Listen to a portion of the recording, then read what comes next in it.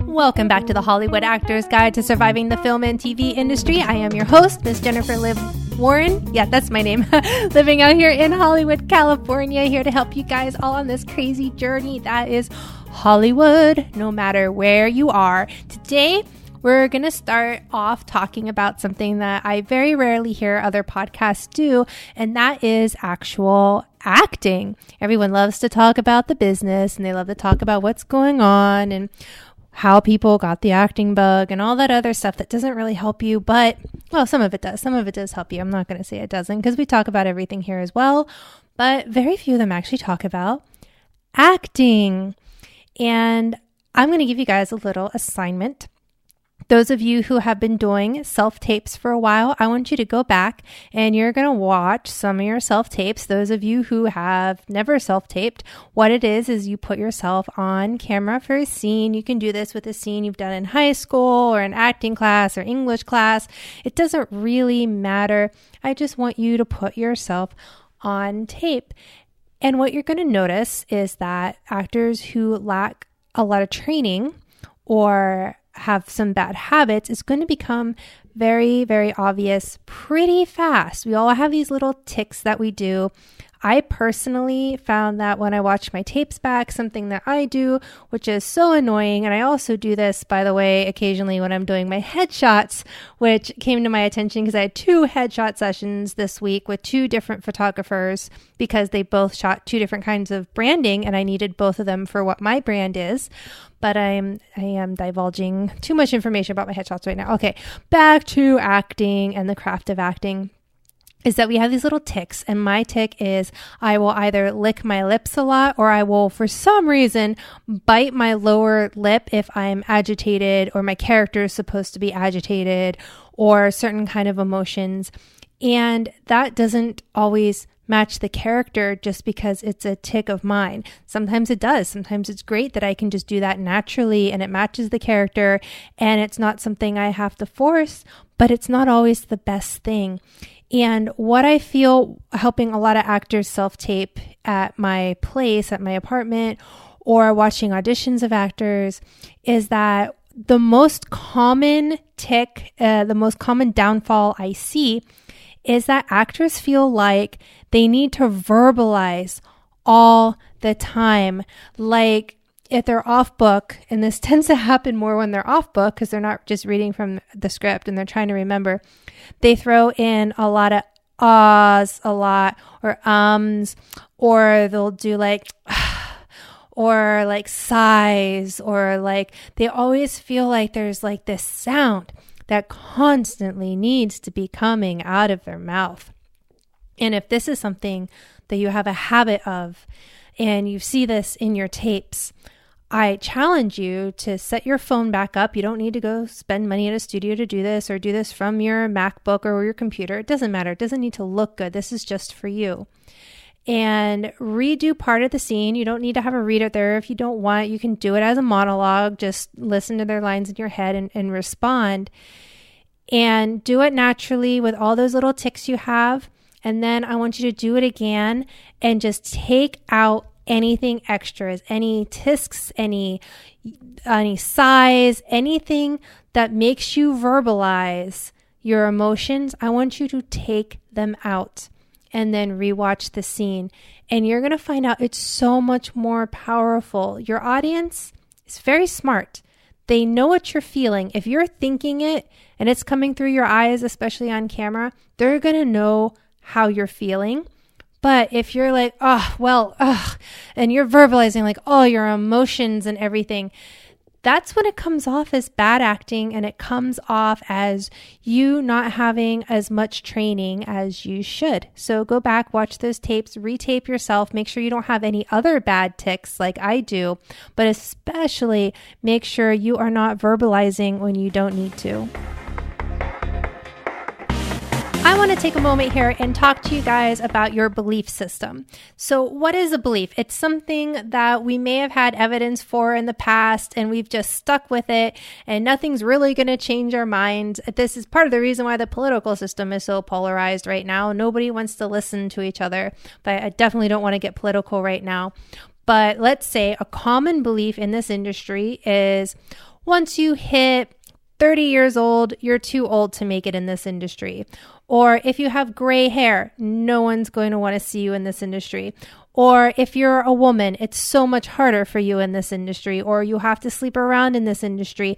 You have all these beliefs about the industry. And I want you to think about the beliefs that you have in this industry, especially those negative beliefs. I'm going to teach you a little sciencey term today. I hope I don't lose you. And that term is, and is used in psychology a lot, is confirmation bias. And what that means is if you believe something, your brain is actually going to look for confirmations from other places that you are right. Right? Because your mind likes to be right. Your heart, your emotions, you like to be right. Think about anytime you argue with anyone you're in a relationship with, right? How much do you like to be right? Oh, you love to be right. It's kind of like if you go out and you buy a Toyota and suddenly you're looking around and it seems like suddenly you're seeing your Toyota Camry everywhere. And it's because it's very simple. Your brain looks for what's familiar and what it believes to be right. And it's a confirmation bias. So if you believe, let's say that blonde-haired actresses work more than anybody else in the industry, you will actually look for proof of that without even realizing it. It's totally subconscious. So every television show you see, every breakdown that you see, everyone you talk to, you will actually pay attention to anything that will prove that you are right about blonde actors or actresses getting more work than anybody else. It'll drive you crazy. And that is true with all of your beliefs. So think about the one that might be driving you the craziest right now that you feel is stopping you, that's limiting you from moving forward in this industry.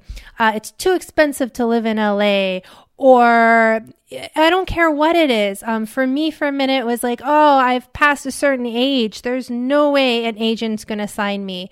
If I believe that, I might as well just quit. Like you're almost giving yourself a way out, or if I fail, well, it's not my fault. It's because this thing is true.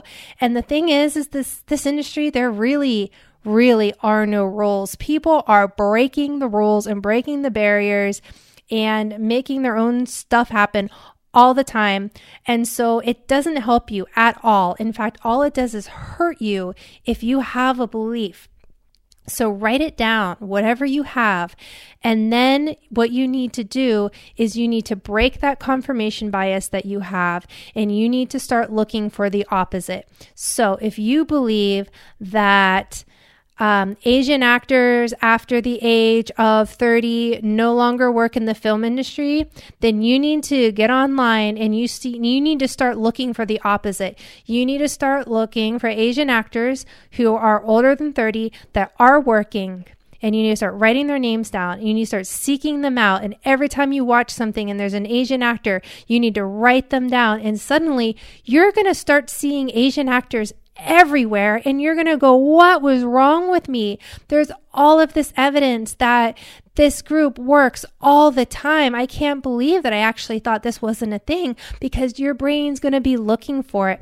And if it's something that's going to help you or serve you, then, and if you're finding it and you believe that it's going to happen, you're going to become empowered by that instead of disempowered. You're no longer going to have that excuse of, this is why I'm not working, because I believe XYZ. You need to get rid of that belief, whatever belief it is that is holding you back. Start looking for the opposite, because you're going to find it so much more, because this industry loves to tell you why you're not working.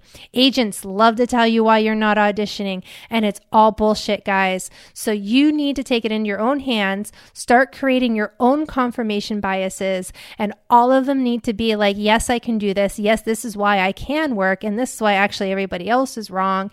And that way you're not going to be limited by anything. You're just going to be able to move forward, and no one's going to be able to tell you otherwise. And it's going to be awesome. So if you've not been paying attention to what's happening out there and you're not reading your trades, then maybe you don't know, or maybe you do, that William Morris Endeavor is going public. What does that mean? It means it's actually going to become an IPO. It's going to become a company that you could actually buy and trade on the stock market, which what is really interesting about this is, it's really hard to know how the financial things work inside of an agency.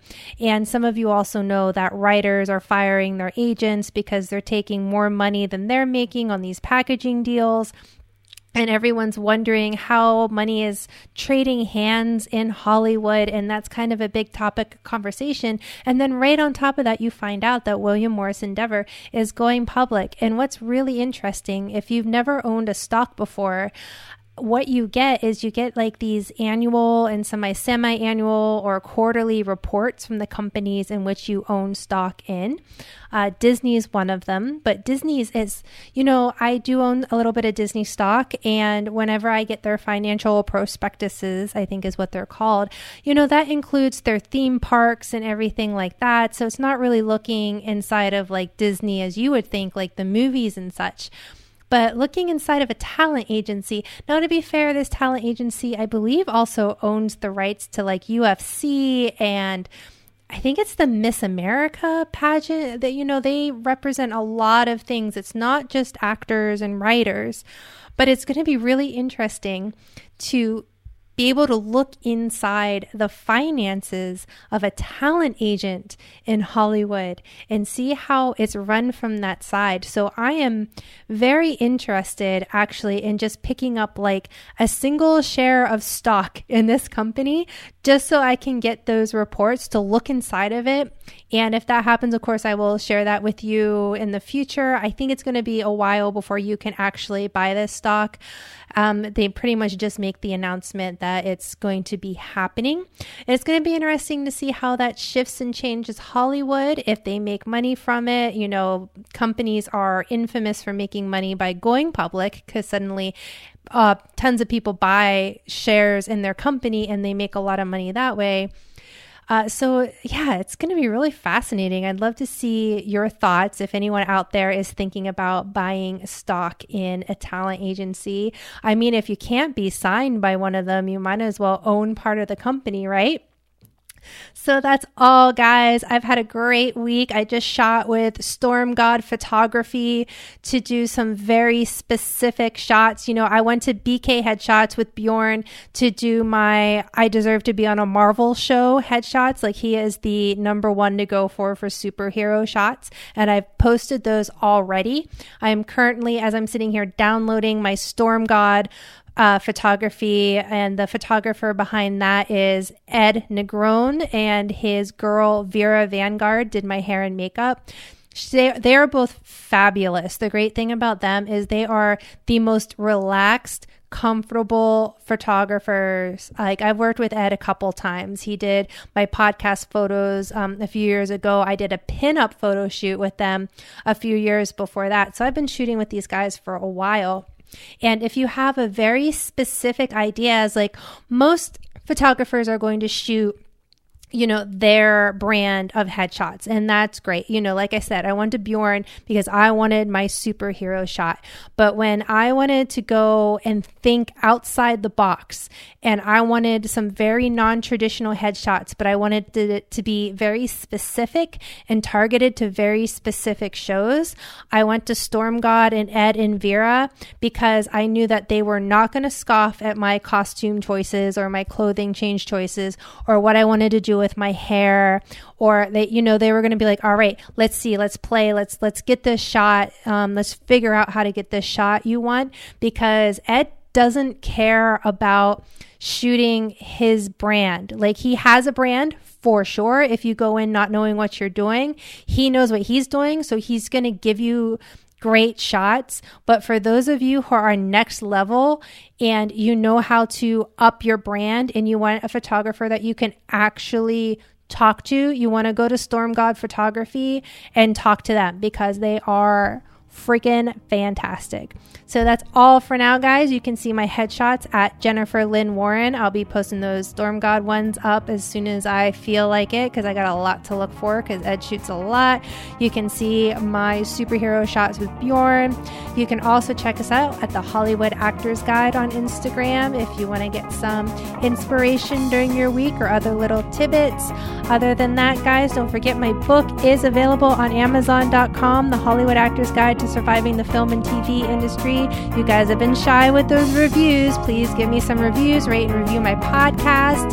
Until next week, guys, break a leg out there, and remember, you are not alone.